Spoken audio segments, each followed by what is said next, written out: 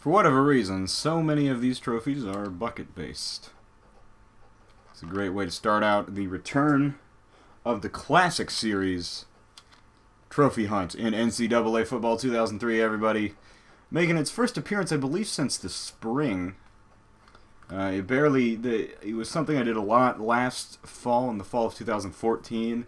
Then I made the mistake of plugging my Xbox, the original, obviously it wouldn't be the 360, this being NCAA Football 2003, plugging that into a TV that was far away from where my computer was. And then eventually just kind of lost the not so much the ability to do it, but just the desire to haul everything downstairs every once in a while and do it. That was also when I started doing some more regular, the sports of the day stuff. And then I didn't even bring my whatever. I didn't even bring my Xbox back up to school when I went back to school. Of course, now here we are doing this again on the Xbox. One of God's classic consoles. The trophy hunt, the quest for every trophy in NCAA Football 2003. I assume once I'm done with 2003, and I don't know when I'll ever really get done with 2003, because there are a lot of trophies, I'll move on to a different game. Maybe 2005, 2006, 2007, 2008? No, I think they were gone by 2008, the trophies at least, just because EA was weird about it. We're playing for the Administraff Bayou Bucket, in the annual meetup between the Houston Cougars and the Rice Owls. The Owls, of course, have never historically had a great football program. I don't know if I'll say never, because they have had some decent years. I should actually go, before anybody asks, I will go look. Gameplay settings, I am on varsity. That's about the only thing anybody ever asks about. Have not played this game in a long while. I haven't played this at least since March, I think, at least. Remember, the last one I did, I think, was the Battle for the Spade between UTEP and New Mexico State University. Those two powerhouses of football history. New Mexico State, I believe, is an independent, and in football, and then in basketball is in the what's left of the old WAC. That was a huge mistake. Let's just hold. Yeah, it was holding, wasn't it? Okay. So it's 2nd and 21. I don't understand why they took second down rather than third. I guess, fewer yardage, less yardage, fewer yards. There we go. I'm good at that. Is better than an extra down. Where am I going to go with this one? Well, I think number 8, the wide receiver. Either that or I'll press the button labeled X. Oh, yeah. Oh, maybe not. Get that. All right. And it is 3rd down and like 3 now, which is good. Maybe 3rd down and 4. Okay. Not all that important. The Houston team seems to be more talented than the Rice team. That's a good thing. I like that. I like it when my team is talented. I did play on the road here, just for the sake of playing on the road, I guess. I haven't done an offensive, I haven't done a fake punt in this game. I didn't really start the fake punt train until I was playing Madden, so. Oh, that was easy. Oh! Bye-bye. Okay, well, not bye-bye. We made it to the 9-yard line. Almost a touchdown for the Houston Cougars. As I like to do, I hope nobody would really expect me to be able to speak at length about every team here. I could say what I know about Houston University, or the University of Houston, rather. The University of Kansas defeated them in a bowl game in 2005. And that's about all I know. Andre Ware, David Klingler, Kevin Cobb. I can't think of anybody else. That's it. Those are all the people from the University of Houston that I can name. And I did a great job. The people from Rice University that I can name. Literally nobody. I don't think I can name one person from Rice.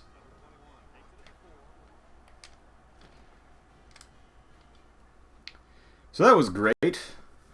Now, I'm going to mention something I mentioned last week in, I believe it was the Chiefs? It was either the Chiefs or the Mavericks franchise. I have never really talked at length about how much I enjoy the ESPN 30 for 30 series. It's a sports documentary series, and if there's one thing I really do care about, it is actually the history of sport, and just athletic history in general. It's such the sort of stories that come out of it are always so, not that they're more or less interesting than any other field of life, but the such sort of stories that come out of it can really only, as I've seen happen, in the realm of athletics. Some of because sports is so important to just basic, not human society, but just modern society. Certainly, it matters a lot to a lot of people. It matters enough to the point where some stuff that I will mention, of course, in these documentaries that I have written down on a piece of paper. I'm showing it to the no camera that I have out here. In celebration of sport, or in desire to win at sports, or in fanaticism, or whatever, you will see people running out on the field naked. That's a weird one to start with. You will see, figure skaters getting their knees beaten in during an Olympic practice. Stuff like that. You will, the sort of buying of players that happened in the Southwestern Conference in the mid-'80s, the sort of incredible fanaticism that you see in college football today.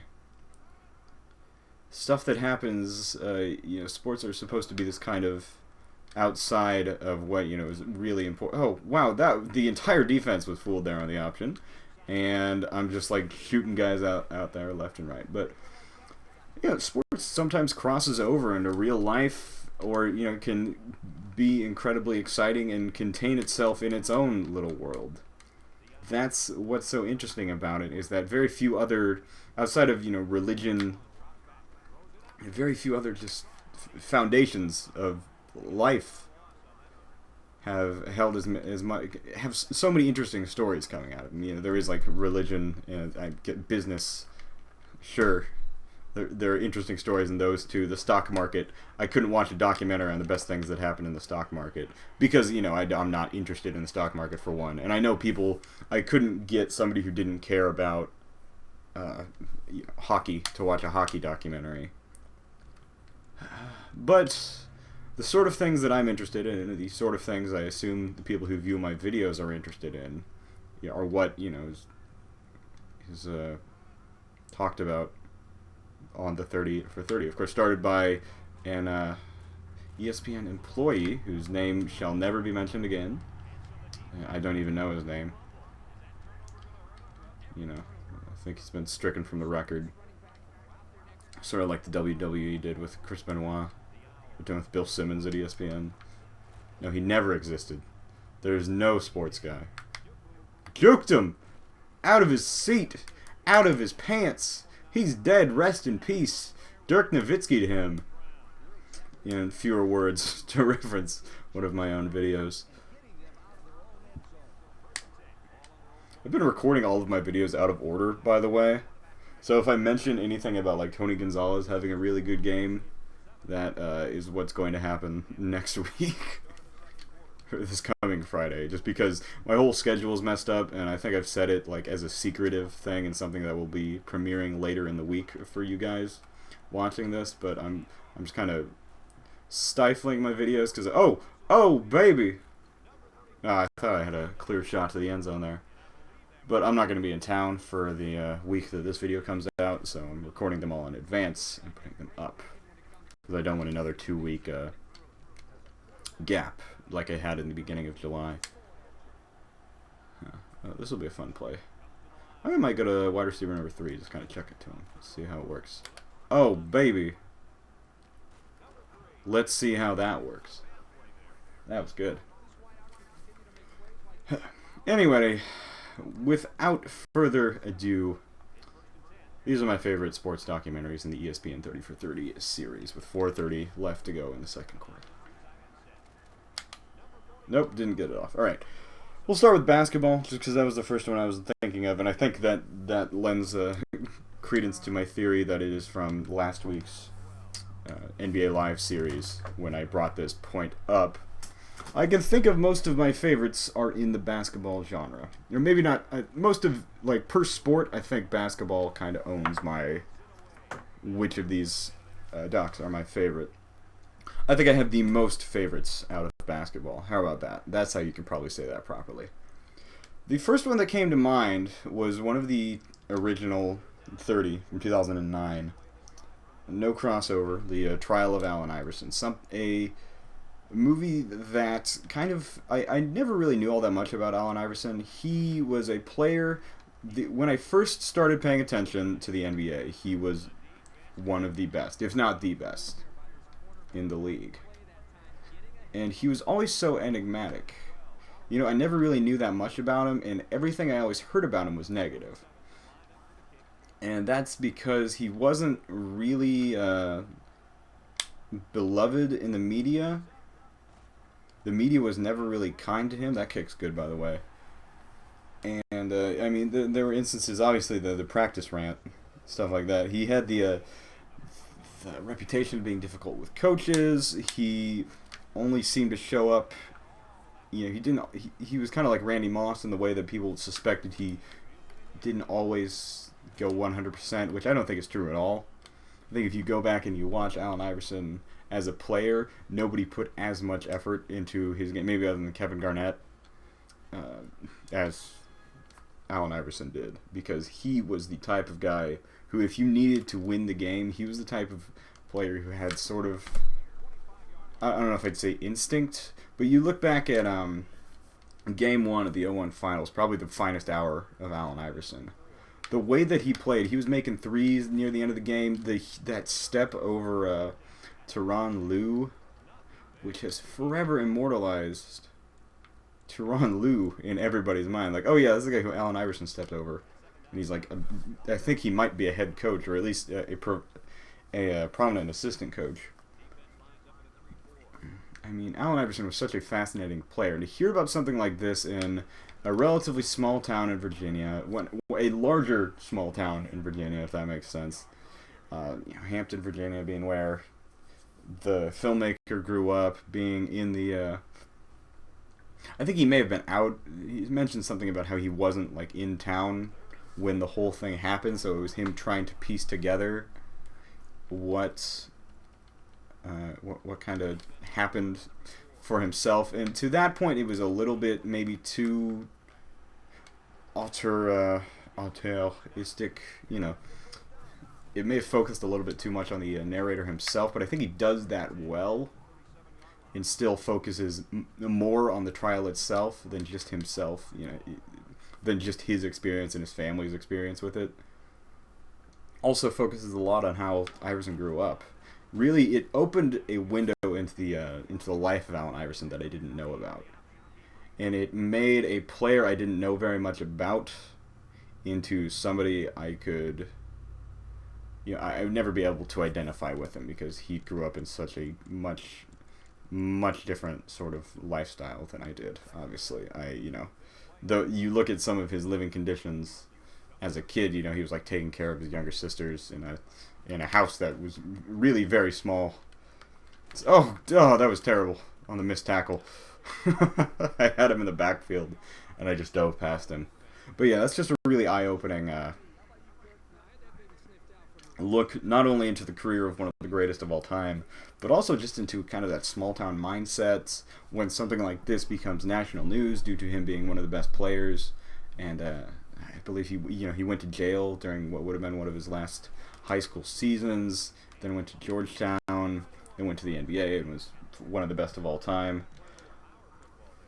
That's just a good documentary to really give you a sense of that sort of it was a variety of factors that went into that being such a great documentary. And I know a lot of people don't love it. as much as they do the other ones, but that's just the first one I go to when I think of basketball. Maybe not the first one I go to when I think of any of them, but when I think of a basketball documentary, that's my personal favorite, because it's about one player and such a... Actually, now that I think of it, it's one of the only ones about strictly one player and such a polarizing figure in Allen Iverson. I absolutely recommend learning about Allen Iverson. Go to your local library and rent the Allen Iverson story. That was like a Reading Rainbow reference right there. Don't take my word for it. Anyway, also on basketball is that Bad Boys, the Detroit Pistons one, made by NBA Entertainment, which means you know it's going to be great and not at all patting the league on the back. So, some of the... when the leagues themselves make the documentaries, are funding them, it's like the NBA Entertainment or Major League Baseball Entertainment, they have a tendency to be a little less... daring. They have a tendency to just be like, oh, here's what happened, and just kind of, I don't know if I'd say sugarcoat it, but put it in a very positive light, only exemplifying the best. This one didn't necessarily do that. I look at the Boston Red Sox one, 4 Days in October, as an example of one of those where it's like the MLB was just like really clean with it. It's an interesting story, absolutely. But it's not like,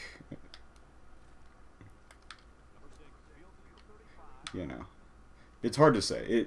Like if I say clean, I don't know if that'll make sense what that means. But it's not, it feels almost, not fake, but like a little close to fake. It's just like, yeah, look at the league, support that. That's good, not actually just the story. What I'm trying to say, and the 10 times I went over myself in those last couple of sentences, is that Bad Boys doesn't necessarily do that. It looks at because to tell the story of the Detroit Pistons in the late 80s, you also have to mention the fact that they fucking hated Michael Jordan. And oh no, and you also have to listen to the whole. They didn't gloss over the quote unquote Jordan rules aspect of it, where the players of the Pistons mentioned that they felt the NBA was kind of making Jordan out to be more of a star and more of a deserving star than Isaiah or how am I just ruining all of this? Than Isaiah or somebody else, a contemporary like that. But they didn't shy away from that in the documentary. I thought they very easily could. Also about Bad Boys is just such an interesting story because it takes a look at a team like the Pistons that had success, but you only really, so often, and I was watching a thing last night on NBA TV, they talk about the Lakers and Celtics and the Knicks so much. You very rarely see other, successful teams in history. I haven't seen any, documentaries on the Spurs. I've seen one finally on the Houston Rockets called Clutch City on NBA TV, and that was pretty good. That was a very standard. It felt almost like the NBA Films yearbook, like the old NFL Films yearbook. It was just like, and we won this game, and he did what was called the kiss of death to the San Antonio bench. That sort of thing. Hey, that was a good catch. Here we go. This Bad Boys is a good look. It's also a team of personalities. The guys they interviewed, they were all interesting outside of Adrian Dantley. It's not like some teams where, there's certain players who that was just awful. Man, that was, okay, well, pressure was coming. Cannot be held responsible. There are certain teams where, you're going to interview guys that just aren't going to be that interesting, or the best player is going to come out and just not be that interesting of an interview. I found that in that Bird and Magic Courtship of Rivals NBA TV documentary I was watching last night. When they got to Larry, it was like Magic was talking, had all these stories, and then, Arsenio Hall was in there, and he was having all these great stories, and they would talk to, Larry Bird and Michael Cooper. Just weren't all that interesting interviews.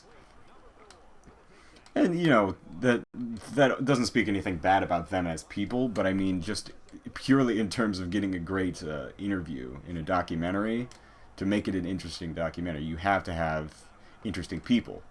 And Bill Lambier, Rick Mahorn, John Sally are, Isaiah especially, are all good interviews, are all interesting people to hear from.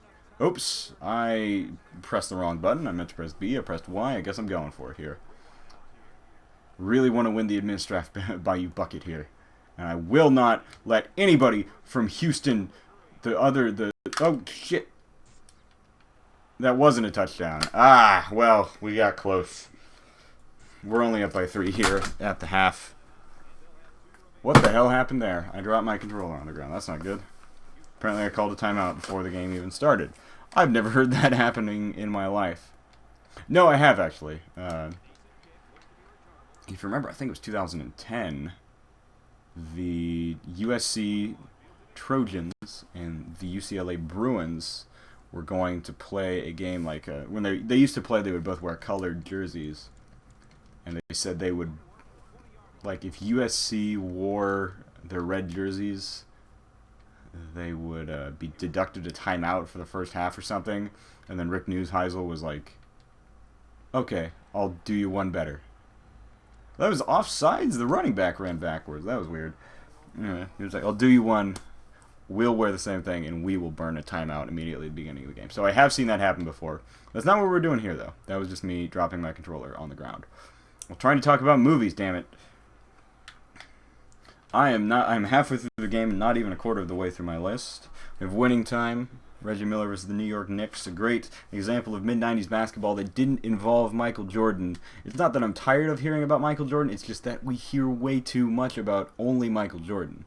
So it was nice to hear. I know, Reggie and Patrick Ewing never really ever had that much of a shot at winning the NBA title, even though both of them played in finals. But anyway, they were never, like, really the best players in the Eastern Conference during the mid-90s, but it was comforting. It was good to hear about something like that, to hear about a rivalry like this that didn't involve the one player you hear about so much in the 90s. Not to disparage Michael. How do you disparage Michael Jordan? And they already made that great documentary about his life. Space Jam, I believe is what they called it. But yeah. And by the way, I don't believe that Space Jam 2 is ever going to happen. Even though LeBron said on Twitter, like, it might happen, in which case I think that would be hilarious, because LeBron is probably an okay actor. He's perfect at literally everything else. He's probably a good actor. Ah. Boom, there we go. Anyway, Winning Time. The Fab Five, not a 30 for 30 thing. The Fab Five is the only time that a movie ever, like a documentary, ever caused so much discussion the next day. At least an ESPN film. There was never another one that did the amount of, like, racial tension that happened after that movie on, like, and I think I'm blowing it up a little bit, but it was on, like, First Take and Sports Nation and, all the kind of second-rate sports TV shows on ESPN, and it was just like, do you hear what Jalen Rose said about Grant Hill? Do they hate each other now? Are they friends? Do they dislike each other? They say they're both, they're both analysts now. What happens when they see each other? And Grant was like, no, well, I mean, obviously it was in the past, and he doesn't, he said later in the sentence, I think, that he doesn't really think about me that way now. That's just how, how a young kid would say it. And then Jalen came back and said the exact same thing. I was just, 18 at the time, saying, some stuff I kind of regret. And of course, ESPN tried to blow up the controversy that they created, which is a very ESPN thing to do. I'm just saying, I don't think Tom Brady's suspension would be that big of a deal if they didn't have it on SportsCenter for like 15 minutes a day. Because if you cut the part where they talk about Deflategate of every episode of SportsCenter this entire year, it would easily be more than about like 3 hours. How does this keep happening? How is it just like, chuck it downfield, he'll come up with it, whatever, there's nothing the defense can do about it. And you know what, they're right, there is nothing the defense can do about it, except rush 8, which is what I'm about to do, because I am not smart. And finally, the Requiem for the Big East kind of opened. College basketball has always been something I'm interested in, I guess, but it's never been like my big thing. I grew up in the Midwest. I go to the University of Kansas, so like hearing about how much the Big East meant, because I go to a school where we play both football and basketball on a major level, on a so-called major level. To for whatever reason, suck it, team that I cheer for. Yeah, take that. Hearing about the Big East, and of course also just early television. Especially early cable TV. I don't know why the Mad Blitz is working. Early cable TV is also something weird that's always kind of interested me, because it seemed like such a kind of, I don't know if I'd say like haphazard operation back then, but it was so much different than like the multi-million-dollar industry it is now. And back when satellite dishes were gigantic and could get you literally any channel you wanted, I kind of wish I lived in that era, because that sounds like so much more fun than just like, well, you got to pay $300, but you can get FXX. So, and Encore Family. You want to watch Three Ninjas Kick Back? And yes, I do. That would be the only thing I would watch on cable. If I had to get cable now, I would get like the ESPN family of networks, Fox Sports Network, or Fox Sports 1 or whatever, Fox Sports 2, Fox Soccer Plus, Univision, not Univision, let's get that MLS live service or whatever that is. That was not who I wanted to throw to, but he made the catch, so whatever. We are tied, as I previously did not mention. They did get a field goal, but I ran the same play 3 times at once, so I have, I believe, found a chink in the armor, and that is just go for the quarterback. Anyway, so thus ends basketball. I gotta get into football. Now, if you want to learn about the most interesting program in the history of football, you have to look at the U documentaries. The U Part 1 and the U and then the U Part 2, which looked at the University of Miami in the 80s. And I think I said it in a previous episode that the first documentary did not take enough of a look, for me, at when the program picked back up in the late 90s. They also didn't talk about Warren Sapp, Ray Lewis, Marvin Harrison, a lot of those, Reggie Wayne was the guy. Okay, Reggie Wayne was later, whatever. But a lot of those really good guys who played in the mid-90s, they kind of just stopped at 1992 and said, and then the U was bad after that. And in 95 they went to a national championship game and just lost because they didn't think to go for the fullback. Yeah, so those are always interesting because it's this sort of look into a program I didn't know all that much about, other than, well, I knew those guys were really good. And a lot of great players went there. But the first one kind of looks at coming from being a terrible program, the famous, I don't know if anybody's heard of the Gator Flop, where Florida, in an attempt to score as many points as they could in a game, or get as many yards as they could, had all their players lie down on the field on one play to let Miami score so the Gators could get the ball back, which is such a douchebaggy move. By the way, we just scored another touchdown. It's 17-10 in an unnecessarily close game because on offense we have been completely dominant. On defense, not so much.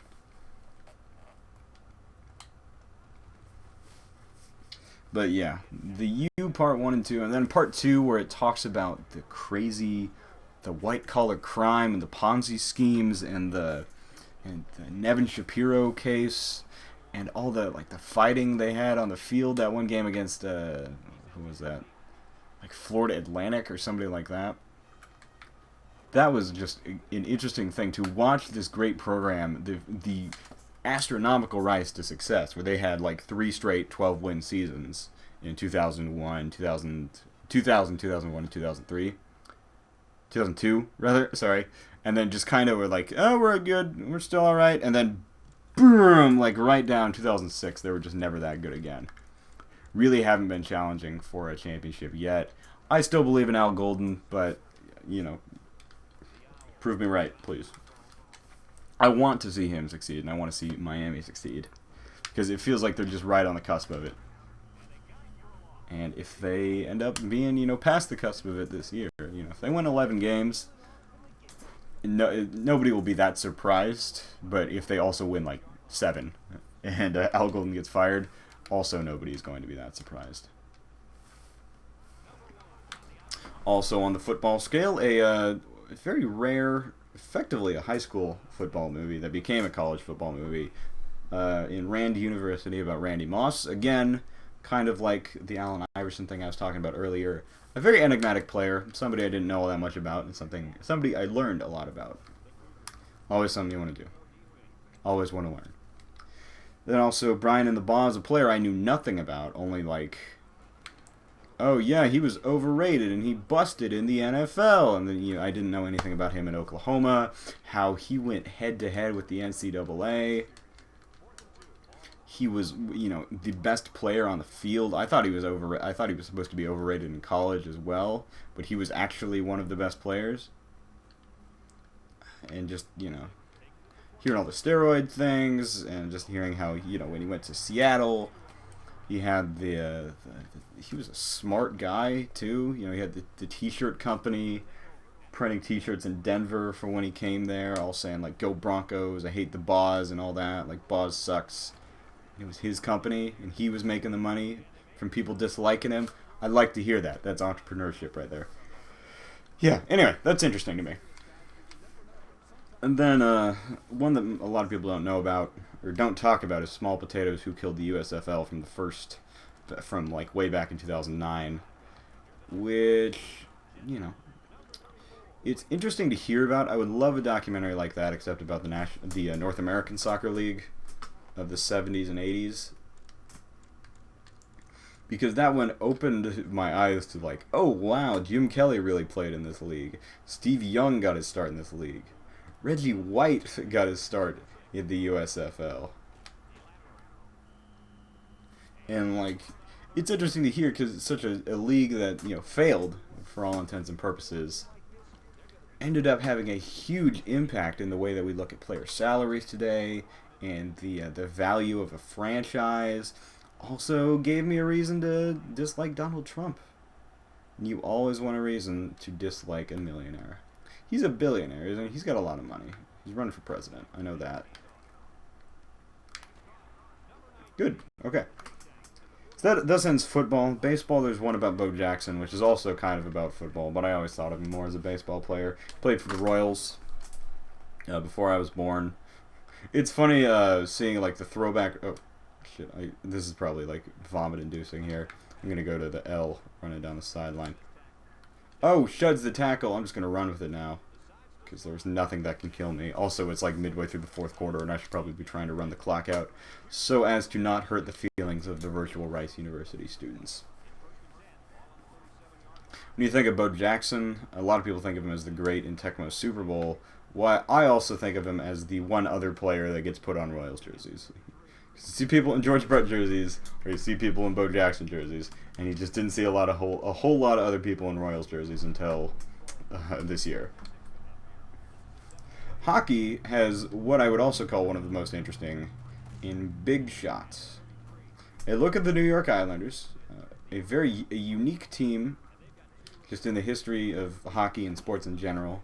The only team on Long Island in New York. I don't know anything about New York really, but I know Long Island is not considered a part of the city, as much as Manhattan or Brooklyn or wherever most of these other teams are located.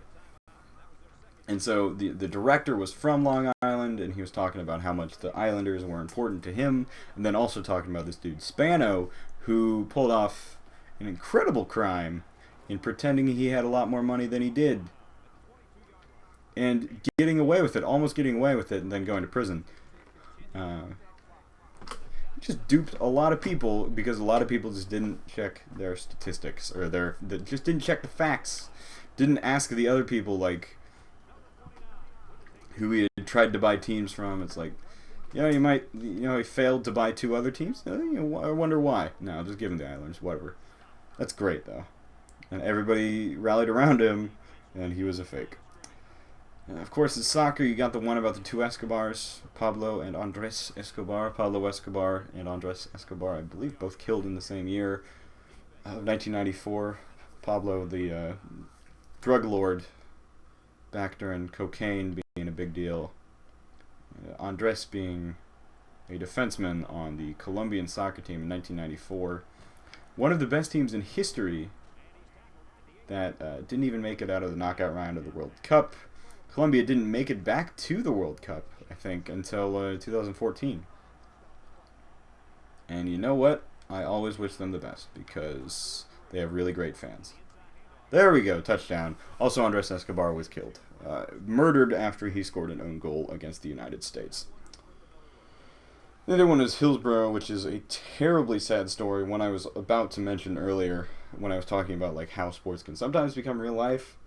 That's an example of it becoming way, way too real. When people are getting killed in stadium collapses, it is a look at the sort of culture of soccer in the United Kingdom, and also a really depressing story about the legal system of the United Kingdom.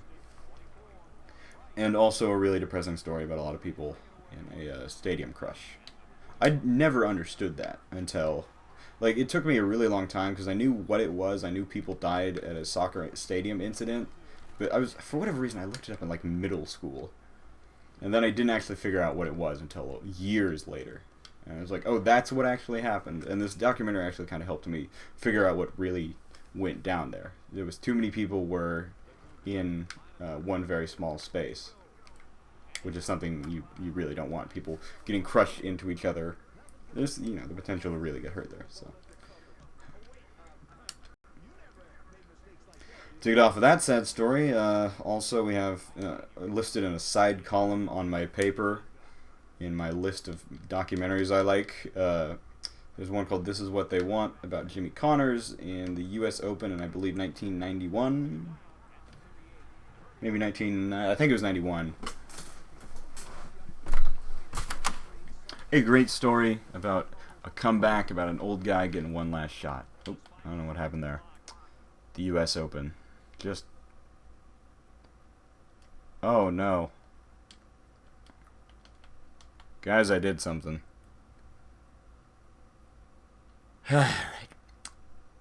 Well, thus ends Trophy Hunt, I guess, unfortunately. I'm going to mention the other two I had written down. June 17th, 1994, about the O.J. Simpson trial, and The Price of Gold, about what I had mentioned earlier, the Tanya Harding, Nancy Kerrigan, 1994 Winter Olympics incident. We'll call it an incident. We'll end there, I guess, with the victory over Rice. I talked your ears off, and I also didn't even finish the game. Oh, that's frustrating. I don't know why my Xbox just kind of froze there. It has a tendency to do that. I think the game actually crashed is what happened, so not the Xbox's fault. I think what happened was that stupid thing where if you press both the triggers, it'll pull up an instant replay, but it pulled that up but didn't finish, like, I guess, ending the play itself. So thus ends this episode, and the game just crashed. That's weird.